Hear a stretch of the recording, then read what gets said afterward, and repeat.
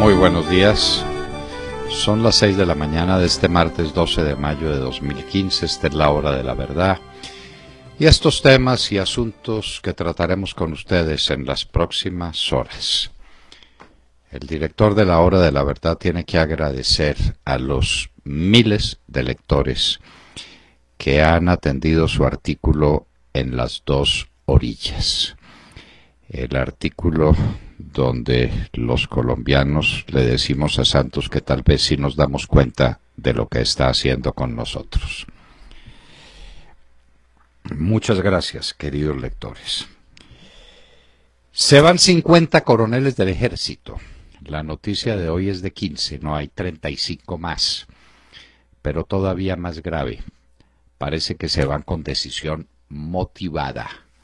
¿Por qué dejan el ejército de Colombia? Porque no está combatiendo, porque lo tienen arrinconado, porque la orden de parar la fumigación con glifosato equivale a una orden a las FARC para que multipliquen las siembras y para que este país se convierta en un mar de coca que es al mismo tiempo un mar de sangre.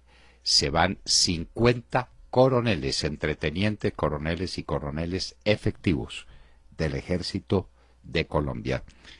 Dirán, como en el caso de la policía, que eso pasa todos los años, todos los días, que no hay problema ninguno, que es una cuestión de rutina. Todos sabemos que están pasando cosas muy graves en un ejército que perdió la motivación, que perdió el sentido de su lucha, que perdió la voluntad de combate. Al mismo tiempo, en el Congreso, Rodrigo Lara hará un debate de control político a ver si algún día nos explican en qué consistió la operación militar que terminó con la muerte de 11 soldados, entre soldados y suboficiales, en el norte del Cauca. A ver si nos explican qué era lo que estaban haciendo esos soldados allá y por qué los dejaron abandonados. Y no fue cuestión de mal tiempo en ese momento en la zona, no, era que llevaban días sin bombardeos, sin vuelos de reconocimiento. 11 hombres murieron porque su grupo estaba abandonado en el norte del Cauca. ¿Por qué no hubo réplica militar? ¿Por qué los militares se quedaron quietos? ¿Quién estuvo al mando de esa operación? Esperamos que algún día se sepa lo que realmente pasó. La venta de Isagen se hará a la brava. Los chinos no entran a la puja. Queda todo entre una empresa francesa, una empresa canadiense y una empresa chilena. ¿Qué va a suceder? Van a vender a Isagen a la brava, contra viento y marea, contra la opinión de más de 80 miembros del Senado de la República, sobre 102. El país entero rechaza la venta de Isagen, pero se necesita plata. Y a propósito de plata, hoy empieza el recaudo de 2.5 billones de pesos por impuesto al patrimonio, que ahora se llama impuesto a la riqueza, para ponerle un nombre bien antipático y bien agresivo. Probablemente parte de la caída del dólar de los últimos días se deba a ingresos de divisas que han llegado del exterior para pagar el impuesto a la riqueza, para que Juanpa tenga mermelada suficiente para distribuir. El procurador dice que la lucha contra los cultivos de coca no es una decisión política, que es una decisión administrativa, una decisión del presidente de la República, y que eso no tiene partido político, no puede tenerlo, porque afecta a todos los colombianos por igual. A propósito del procurador, continúa la campaña de Santos para hacerlo sacar en el Consejo de Estado, el mismo Consejo de Estado que ayer hizo coronar una campaña personal con un valor inquebrantable de Alberto Rojas Ríos, magistrado de la Corte Constitucional, a quien se le debe devolver su puesto en la Sala en la Corte Constitucional, Alberto Rojas Ríos ganó la batalla, una batalla que dio solidario contra todo y contra todos, contra el periodismo, contra el santismo, contra magistrados de altas cortes, contra todo el mundo. Los conjueces del Consejo de Estado le dieron la razón. La señora, que venía de la Procuraduría General de la Nación, de ser subalterna de Maya Villazón durante mucho tiempo, votó en contra. Rafael Pardo Rueda estará con nosotros en la hora de la verdad. Sus diferencias con Peñalosa. Cada vez parece más improbable el que haya una unión entre Peñalosa y Pardo. A todas estas, uno de los adalides de la campaña de Peñalosa, David Luna, ha sido nombrado ministro de Comunicaciones. Por él hemos tenido simpatía desde hace mucho tiempo. Es un hombre inteligente, es un hombre juicioso, un hombre joven. No sabíamos que tuviera conocimientos especiales en materia tecnológica. Los debe tener, seguramente. Si lo nombraron es porque es digno sucesor del Mintic que se va después de 5 años de servicio. ¿Cuántos ministros más se van?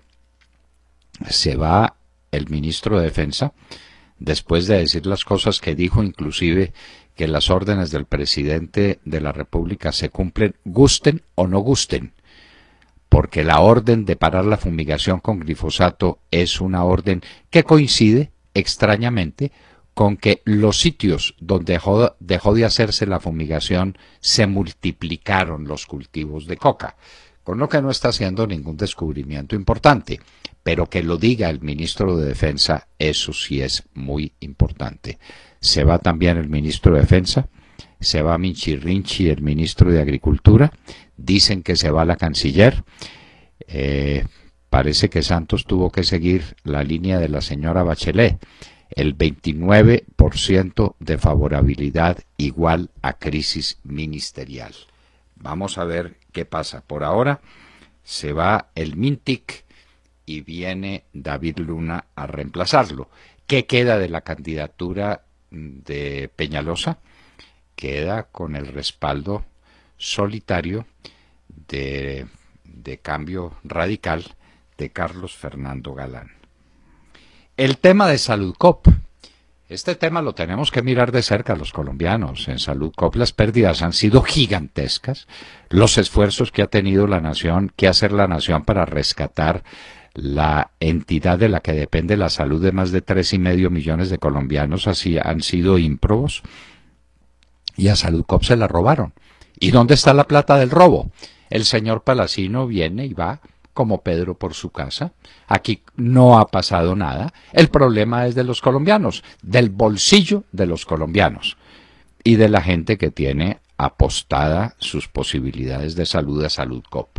En 8 meses, ahora sí, se sabrá la suerte final de Saludcop. Ahora sí, ahora sí. Siempre es lo mismo. Ahora sí. Venezuela no tiene fecha para elecciones. Las elecciones son el segundo semestre y no se sabe cuándo van a ser. Maduro mantiene el secreto porque está preparando el fraude electrónico, que seguramente de una vez lo va a preparar para las elecciones de Colombia también del 30 de octubre. Por docena sale más barato, pero no tiene fecha para las elecciones y no tiene comida para darle a los venezolanos. Hay un artículo dramático de un especialista venezolano que dice: se acabaron los inventarios, ahora sí se acabaron del todo los inventarios. Vamos a comer de lo que está entrando, que es muy poco y que es insuficiente para las necesidades alimentarias del pueblo de Venezuela. Vamos a ver pues qué hace Maduro. Tiene lingotes de oro, pero no tiene comida, y muy pocos lingotes de oro.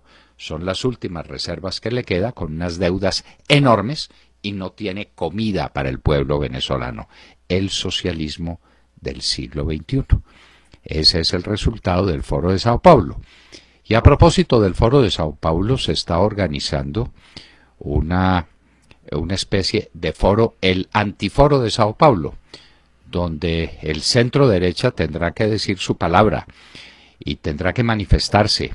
Jóvenes del continente, la líder es Gloria Álvarez, una niña guatemalteca de una gran erudición, de una soberana inteligencia y de una enorme capacidad de convicción.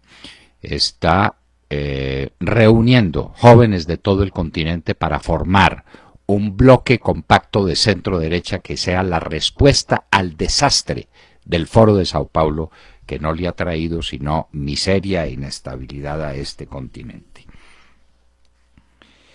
Pequeña recuperación del dólar hubo ayer a 2.386,94. Parece que hay sobreoferta de petróleo y altos inventarios. El petróleo baja ligeramente a 59,29. El café a muy mal precio a 134,35 la tonelada. Eso significa que el precio interno del café colombiano sigue de mal en peor. ¿Qué vamos a hacer con el café? ¿Qué vamos a hacer? Años y años de abandono, de falta de ruta de la Federación de Cafeteros, que no ha sido capaz de emprender la tarea que tenía que emprender. La gran comercialización del café en el exterior como producto especial, distinto, no como materia prima. Timochenko y Gavino en Cuba. ¿Quién los llevó? Obviamente tuvieron que ser aviones de la Fuerza Aérea Colombiana. ¿Con permiso de quién? ¿Les levantaron la orden de captura? ¿Quién las levantó? Preguntas que se le harán al gobierno en el Congreso de la República.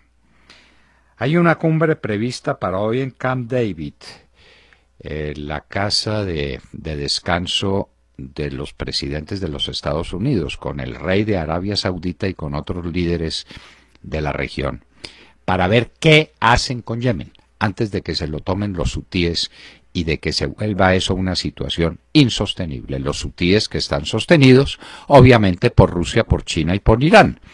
Eso está claro, y aquí puede haber una confrontación de enorme calado, de enorme significación.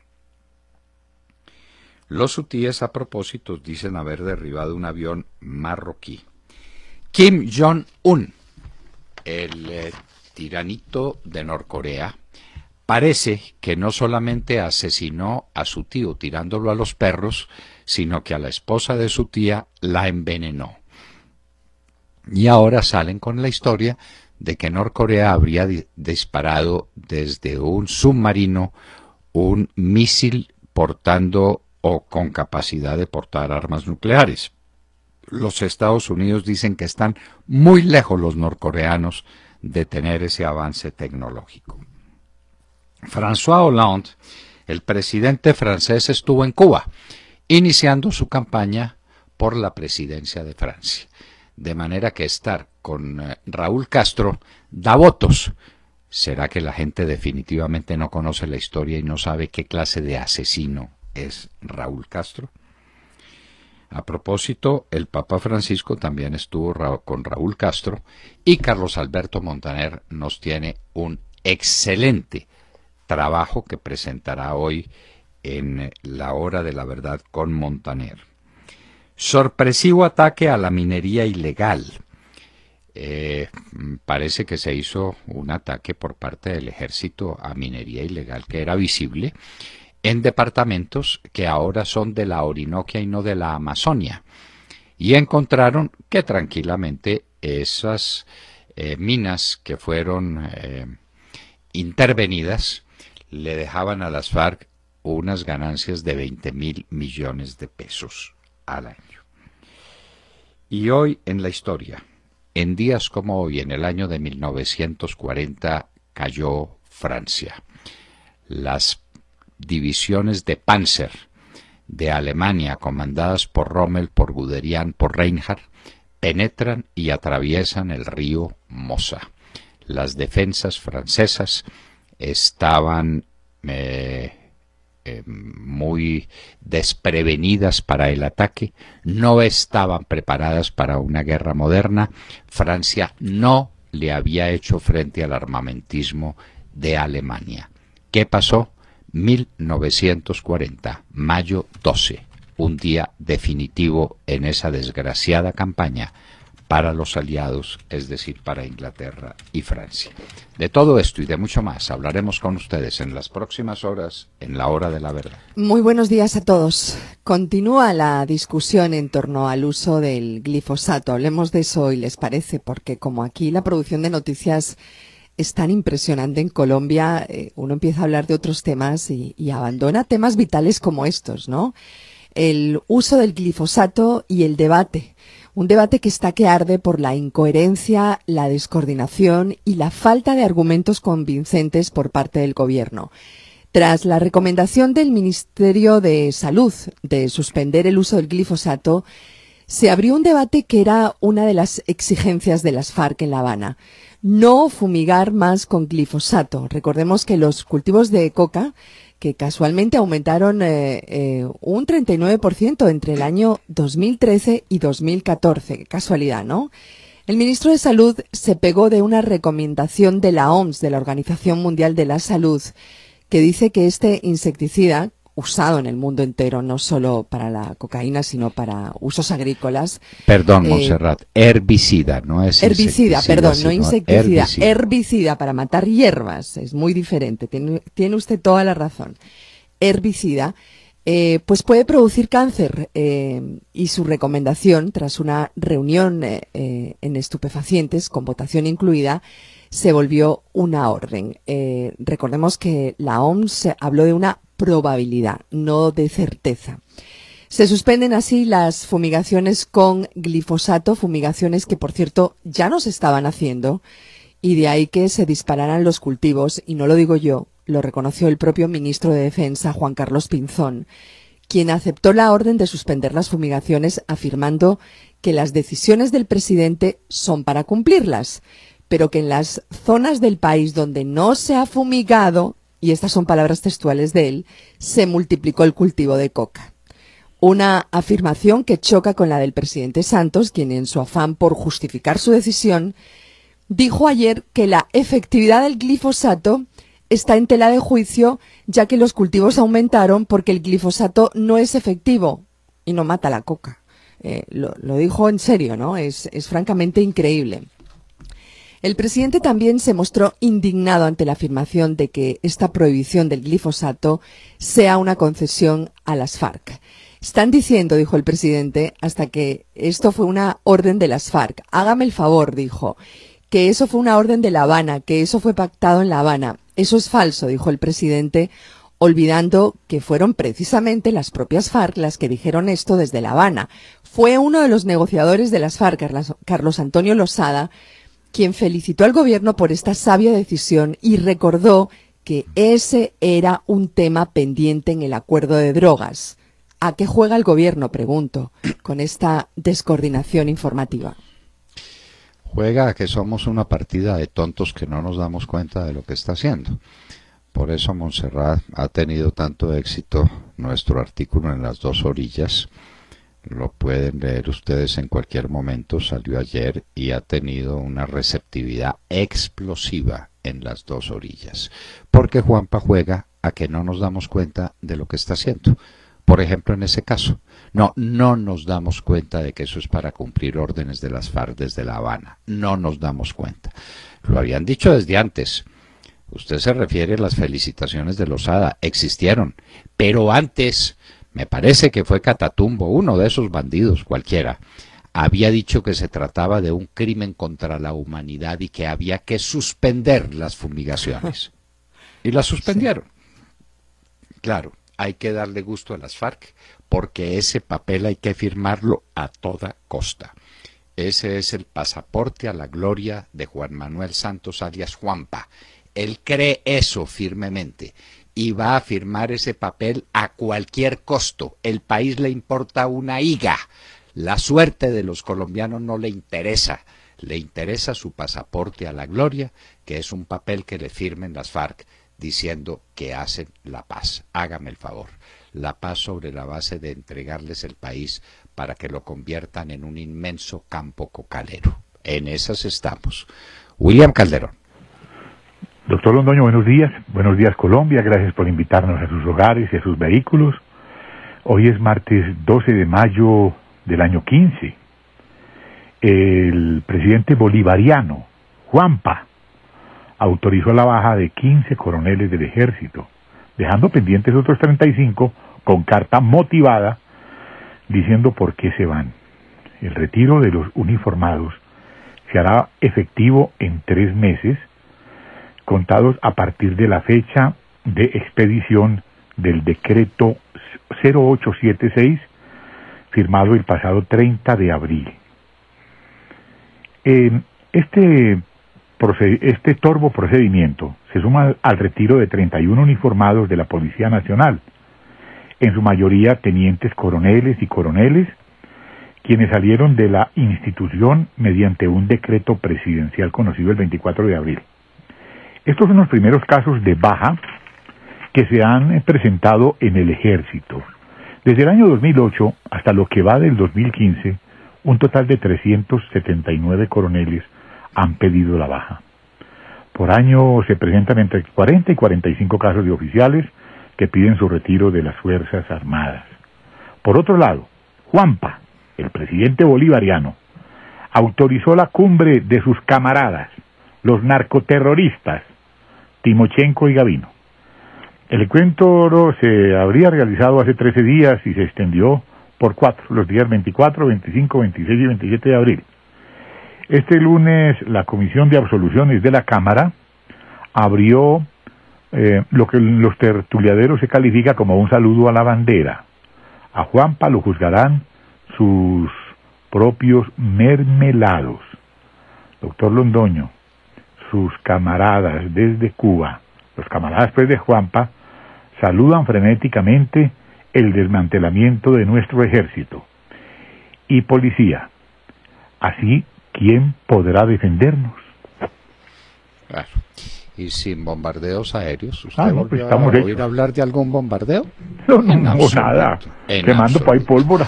Los helicópteros Black Hawk, los más modernos del mundo, los tumba el mal tiempo. ¿Cómo le parece? El sol. El mal tiempo, sí, el sol, la lluvia, la neblina, el sol los tumba, los tira al piso. Entonces, eso es los cuentos que nos tenemos que comer. Mientras tanto, 15 coroneles ya han recibido la orden de baja por un decreto y están 35 más en lista para un total de 50. ¿Cómo le parece? 50. Entre tenientes coroneles y coroneles. Y William, hay que estar atentos, porque parece que la decisión de unos cuantos de ellos es motivada. Ajá, qué bueno. Es la primera vez que unos coroneles se van dejando constancia de las razones por las cuales dejan el glorioso ejército de Colombia. Ángel Henao. Doctor Londoño, la noticia internacional del día tiene que ver con la diplomacia norteamericana que está bastante activa por estos días. Por un lado, el secretario de Estado de Estados Unidos, John Kerry, se reunirá hoy en la ciudad de Sochi con el presidente de Rusia, Vladimir Putin, para tratar el conflicto de Ucrania. Kerry pretende enmendar las relaciones entre ambas naciones que han caído a su nivel más bajo desde el final de la Guerra Fría debido a los recientes desacuerdos con respecto a las situaciones de Siria y Ucrania. Y bueno, por otro lado, esta semana Barack Obama se reunirá en Camp David con representantes de los países del Consejo de Cooperación del Golfo Pérsico, con los que celebrará una cumbre de 2 días para analizar la difícil situación de Yemen y el acuerdo nuclear con Irán. Y bueno, lastimosamente para Obama ya se ha confirmado que ni el monarca saudí ni la mayoría de los jefes de Estado de las naciones del Golfo Pérsico asistirán a la cumbre. En cambio, mandarán simplemente a sus representantes. Y esto es un fuerte golpe diplomático a Obama, ya que los líderes del Golfo no concurrirán a Camp David para manifestar expresamente su desacuerdo con las conversaciones sobre la capacidad nuclear de Irán. Y bueno, les recordamos a nuestros oyentes que Irán es acusado de apoyar a los rebeldes hutíes en Yemen para así lograr tomar el control de las rutas del petróleo más importantes de Oriente Medio. Por estas pretensiones preocupa muchísimo que Teherán tenga una especie de luz verde de las potencias y de Estados Unidos para el desarrollo nuclear. Y bueno, esto es un fuerte desplante para Obama y ya estaremos muy pendientes de la reunión de esta semana. Las reuniones en Camp David están reservadas a los grandes jefes de Estado en ocasiones especialísimas. las reuniones que se hicieron para preparar la paz entre Israel y Egipto, por ejemplo, todo se hizo en Camp David. Entonces ahora hace Obama una cumbre y le mandan ministricos. Los reyes, los grandes jefes, los grandes líderes del Golfo Pérsico le dicen: con usted no me reúno allá. Allá le va mi ministro. Un desplante terrible para el presidente Obama. Pero bueno, habrá que decir con toda franqueza que se lo merece, porque si no sabe dónde está parado en los asuntos del Mar Caribe, aquí que están pues al pie de sus aguas, imagínese lo que sabrá sobre lo que está pasando en Yemen. Sergio Gel. Doctor Londoño, muy buenos días para usted, para todos nuestros oyentes. Pues abrimos la mañana concentrados en el sector cafetero, un sector lleno de tensiones en este momento, un momento en el que el precio interno del café se desploma. Pues bien, como lo anunciamos la semana pasada, tras una reunión en Andes, Antioquia, voceros de la dignidad cafetera anunciaron para fin de mes un plantón en Armenia, un plantón que está cogiendo bastante fuerza. Y ahora trasciende una dura carta enviada por los comités de cafeteros de Risaralda, de Cundinamarca, de Huila, de Antioquia y de Caldas al presidente Santos. Una carta en la que le solicitan que cumpla con la reunión que les prometió en el pasado Congreso Cafetero, en diciembre de 2014, para que se analice la continuidad de Luis Genaro Muñoz al frente de la Federación Nacional de Cafeteros.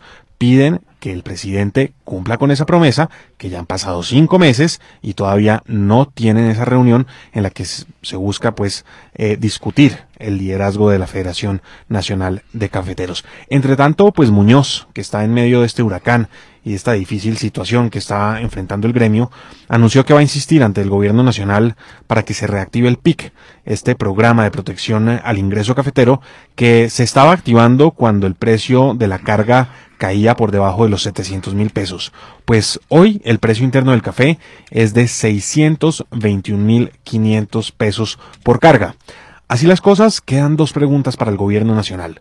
La primera, ¿le cumplirá la cita a los cafeteros para discutir la continuidad de Muñoz? Esta pregunta surge además en momentos en que se rumora que Minchi Rinchi está dentro de la baraja de los cambios ministeriales que se adelantan desde Palacio. La segunda pregunta, ¿se reactivará el PIC? En caso afirmativo, tendrá que explicar entonces el ministro de Hacienda de dónde va a sacar los recursos para poder cumplirle a los cafeteros con este programa de protección. Al tema cafetero, doctor Londoño, no le quitamos los ojos de encima. Ni riesgos. La plata estaba.